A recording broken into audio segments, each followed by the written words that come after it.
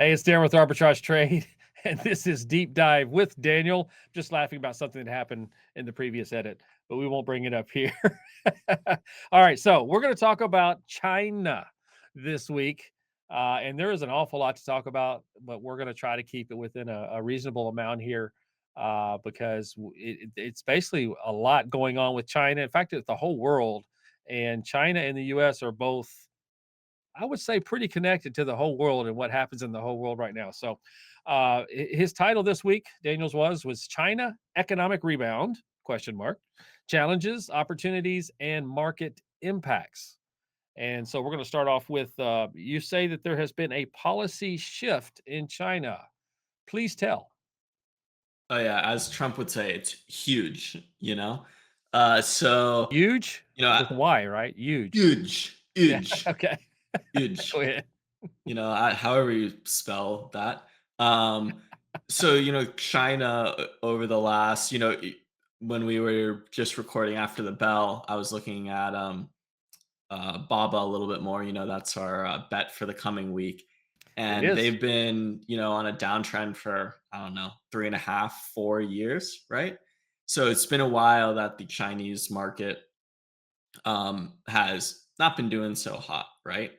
And now finally, the Chinese government has decided to step in, and that things need to shift a little bit. Markets need to be brought up as the stock market, real estate, and they've just had like a general slowdown. So now the People's Bank of China has pumped $114 billion into the stock market.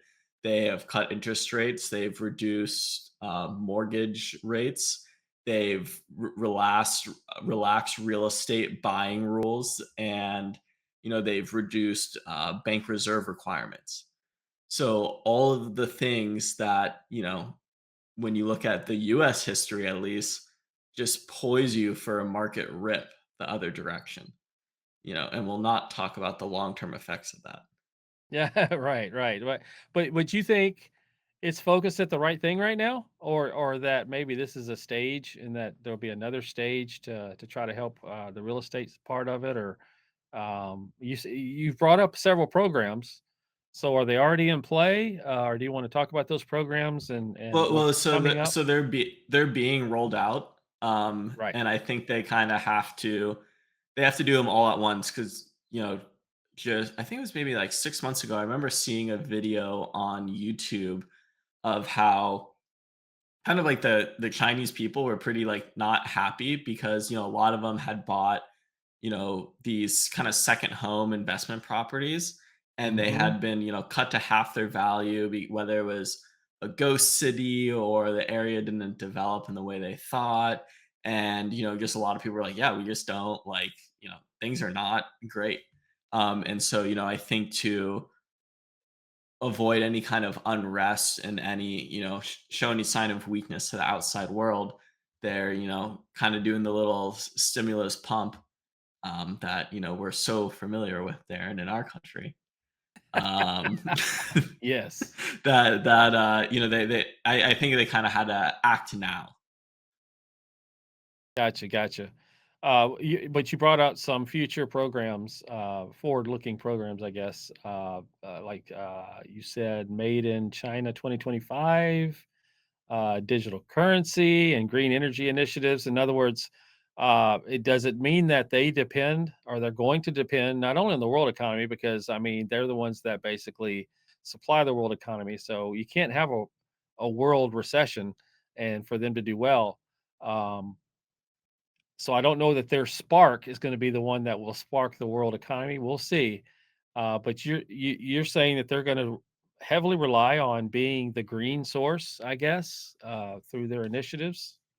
Yeah, I mean, I think that's so those initiatives you brought up were the Made in China 2025, them rolling out their digital currency and their green energy initiatives. And I think those are, Hmm. more longer term plays to Okay. kind of help them solidify as more of like, instead of the hey, we're the country that just makes a lot of cheap stuff for other places, as kind of like a more established leader in the global economy. So made in China 2025 is really kind of geared at them making more high tech manufacturing stuff.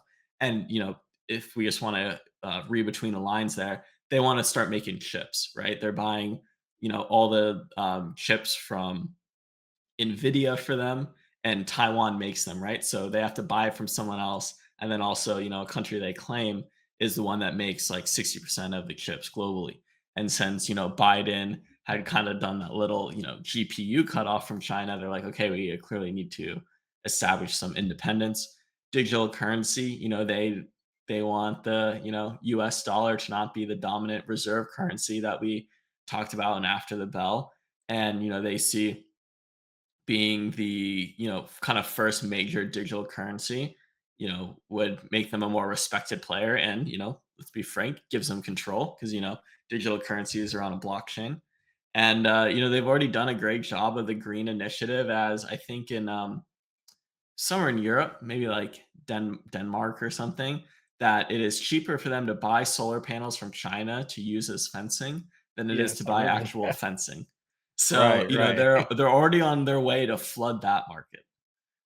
Yeah, they're basically gonna, make I'm sure they're gonna eventually have an equivalent, do you think, to the NVIDIA chip, like they always do. I mean, that's what they're known for is knocking off, other technology from other countries and creating their own and then giving it or getting it out to all of their billions of people. So, it's in I mean, India too, so I think they've done, we don't have it in America yet, but I've seen it here and I saw it when I was in China, BYD, their Tesla right. competitor. And, is it as good as Tesla? In my opinion, no. But is it 80, 85% of what a Tesla is for half the price before tariffs? Mhm. Yeah. You know, Right, right, and it's yeah, and so they're like you they're on their said, way. tariffs. Tariffs, that's gonna be Yeah, one that yeah. might be fun for us, here in the next year or so to hear, whoever's gonna be elected, what if they're gonna do anything about it. We know one will, don't know about the other one, we'll have to see.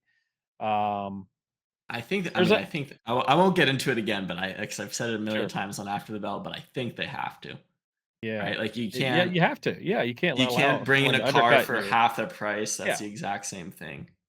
right, right, right. Especially with all the investment that our car makers have done here. Um, so, even though they've cut it back. One thing you mentioned is they have an age problem. So I know that China took measures not too long ago, right? I forget how many years ago it was to limit how many kids you can have. I think, Yep, and I the think it's one-child policy.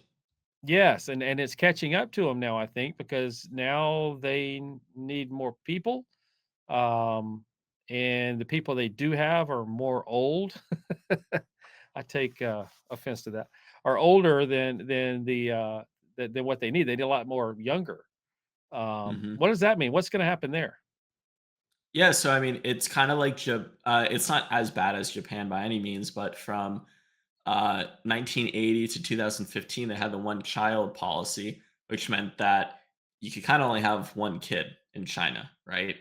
And what that created was, the replacement rate, because they were worried about too many people being in China, right? But I mean, the replacement rate is that the children weren't going to be more than the previous generation, so now you're looking at a workforce that is going to be much smaller than the aging population that it needs to support, and they won't be able to keep up with a growing population is what kind of grows a economy, increases GDP. And so as it shrinks, you look at something that's more like Japan, that is how very top heavy on the age demographic and very skinny on the lower part. And if you build a structure like that, it's very hard to support. True, true, true, true. Well, yeah, I mean, most of what you wrote about was positive, as I expected from an institute. Is positive about China, about how they're going to make a lot of money for people, maybe get people out of positions that they're not doing too well in lately in the last 4 years. Um, But you also, at the very end, you threw in the fact that this guy named Peter Zahan, I guess is his name, Yeah. um, and he thinks he might be a little bearish about it, right? Yeah, yeah. So, I haven't read his book. It's called The End of the World is Just the Beginning, but you can go listen Sounds to his episode on Joe Rogan. So, like, you know, haven't fact checked any of it. It's also kind of hard to like fact check stuff with China, but of course, yeah. according to him, they're, facing a huge demographic decline. They're over reliant on exports and they're geopolitically kind of isolated. And he talks about a lot of other things about, how they import a lot of their food, and just, kind of how unstable China could potentially be, which really flies in the face of the narrative of, China kind of being the next world superpower. Right. So, but it's one of those things of like, he says they overreport their population thing, and if you actually look at the data, it's like much worse than it, and it's like, well, like, sure does China inflate, but maybe are other people underinflating so that it looks better for their narrative? Who knows? But it is an interesting, kind of non-mainstream narrative. Well, I think they say that in stocks a lot. If everyone should be nervous, like right now, they're saying everyone should be nervous if everyone's saying that we're going to hit a soft landing. So it's kind of that thing. It's like if everyone's agreeing on one thing, we know how the stock markets are. They're planning for the next thing. So maybe Peter knows something.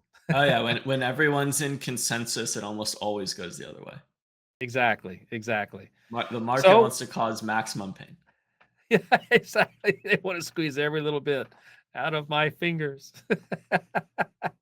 All right, I appreciate it, Daniel. Obviously, this is something we'll keep looking at every single week, just because they are considered a superpower, and what they do does affect the rest of the world. What we do affects the rest of the world. We're two of the ones that basically that's we're the big two. So we'll always continue to talk about China. So I appreciate you going a little more in depth into this and being fair by bringing the bear, Peter, in. I'm a poet. All right, I'll see you next week. Next week, there, Daniel. See you, Darren. All right, bye.